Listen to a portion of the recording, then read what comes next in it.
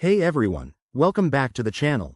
Today, we're diving into a straightforward guide on how to send Chainlink, that's the link token, from your Tangem wallet straight to your Revolut account in 2025. If you're into crypto and want to move your assets quickly and securely, this tutorial is perfect for you. Let's get started. First things first, make sure you have everything set up. You'll need a Tangem wallet with some Chainlink tokens, the Tangem app installed on your phone, and a Revolut account that's enabled for cryptocurrency. Always double-check that your wallets are funded and your accounts are verified to avoid any hiccups. Step 1. Open the Tangem app on your device and unlock your wallet using your PIN or biometric authentication. This keeps your crypto safe from unauthorized access.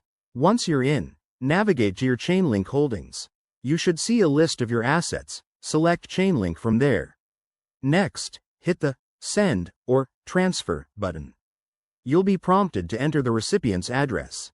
Now, switch over to your Revolut app.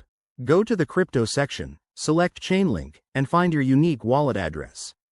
Copy that address carefully. Double-check for any typos because in crypto, one wrong character can send your funds into the void. Paste the Revolut address into the Tangem app, then enter the amount of Chainlink you want to send. Remember to leave a little extra for network fees, which can vary based on blockchain congestion. Review everything one last time and confirm the transaction. You'll get a confirmation on your screen. Go ahead and approve it. After that, sit tight. Blockchain transactions can take a few minutes to a couple of hours in 2025, depending on the network. Once it's done, check your Revolut app to see your Chainlink arrive. Awesome, you're all set. A quick tip.